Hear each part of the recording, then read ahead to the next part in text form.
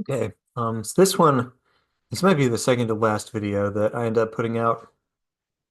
This will be about market timing and events, kind of in line with how to trade on the right time frame, avoiding chop, maybe how to make the most out of your trading session based on factors that aren't necessarily in the chart, but are due to timing of other events that the market may react to. So in general, like volatility events are important to be aware of. Anticipating volatility is key to our system. Like if you're on too low a time frame and stuff moves too much, you might get blown out. If you're on a high time frame and nothing is happening, you're not going to have any signals. And there are definitely some events that will like come down the pipeline that you can predict ahead of time, and they'll trigger like big spikes in terms of volatility and how much price moves. Cryptocraft.com is what I use. I'm going to hop over to that. This is the main website screen. They have some other stuff, I think, that's geared towards like Forex and some other things. I basically just use this and just use the front screen. I'm sure there's a lot of smarter things you could be doing here than what I do. But in this area here, there's the event calendar, which is super useful.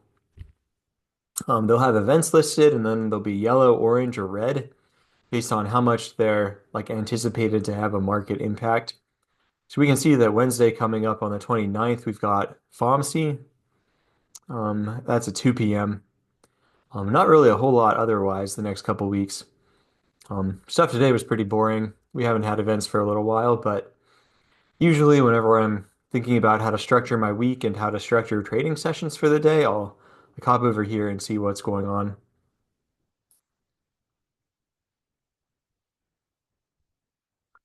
So what should you do during events? Before the event and like right when the event's going to happen, the smart thing is probably sitting on your hands. Sitting back and seeing how the market's going to react to the event. If numbers come in a way that makes price move up, if price move down, price go up and then go down, more or less. If you want to be a little bit more on the fun/gambling side, using good risk parameters, you can get involved and like take positions anticipating an event. This is a Twitter post I made. This was this is a little while ago now, a couple weeks ago. But this was a big event that was coming down the pipeline, and I took a short and a long trade with stops at 1R and targeting 3R on both of them, which was kind of funny also, just because this would have hit like 15R on the short side if I had held it open. But um, this is a way that you can trade just anticipating volatility. It's probably just going to shoot really far in one direction. So you have a trade in both ways and have a stop in place. After the event occurs, volatility will likely be higher. There might be a big adjustment in price, and then things will either, get heated and keep going that way, or correct some and then trend that way some more. And they just tend to give like better trading days and days that more is happening. This may also lead to signals being stronger than usual, which again equates to a good time to trade in our system. So maybe price, shoots up a lot and retraces, and then you get on the 16 range chart. And like every single time we get a bullish stock cross in the oversold area, you just enter a long and like they all hit all day. And you get like three longs that all hit 3R and you make 9R on the day. Things like that can be good things to do on days that we get events. If I can hop over to the one I was talking about, it's been a couple weeks ago now. I don't know if I can get there. It was like the 10th was that Twitter screenshot. Yeah, this was the week in question, I believe.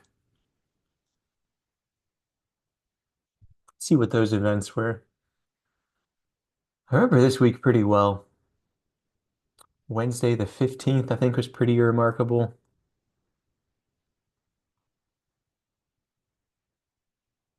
Oh yeah, I would say so. Yeah, so this was the CPI release on Wednesday the 15th.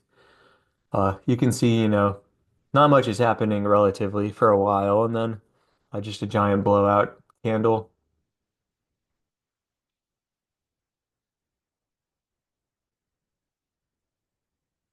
Hop over there. Yeah.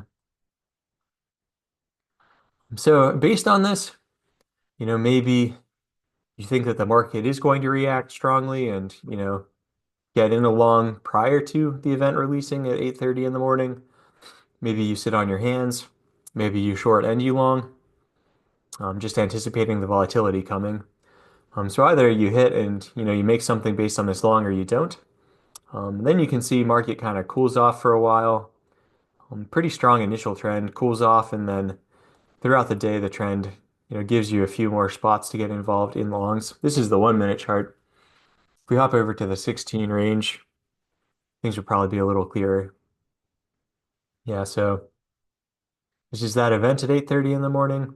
Things cool off a bit, kind of get a little bounce and cool off, and then, some more long opportunities throughout the day. So you could be trying to get long based on AO crosses, and trying to capture the, volatility and push up. Definitely would have been quite a few throughout the course of um, like the rest of the week, really following that day. Just on Wednesday, we get the push up, we get a curve, kind of a cool down. Could have gotten in along here when the AO flips negative. You could have taken the next stock cross, maybe get stopped and try again. Could have taken AO crosses and gotten long. Kind of get another push and a cool down, and then a similar opportunity. We get an AO div here. So this could have been another good long to enter into up here. This stuff definitely, I think this would have been the end of the day. So maybe you're out, but even just, watching on the 16 range chart, you could have gotten in a couple longs here. Same story on 32, just a little bit higher. We could wait for the cooldown and wait for AO, the AO bar color change. Just get a long and hit right away. I could have gotten a couple more throughout the day. But that's how I tend to think of, events and anticipate them and structure trading days around them. Maybe trading days that there aren't many events. You don't take trades or you just have more patience and wait until the market gives you something that you can use. But in terms of what we do, these days are really the harvest days. The other days are kind of just sitting on your hands and, hoping not to get chopped up too much and lose too much money till you can have the days that you hit some big returns. So yeah, I hope this was helpful and I'll see you in the next one.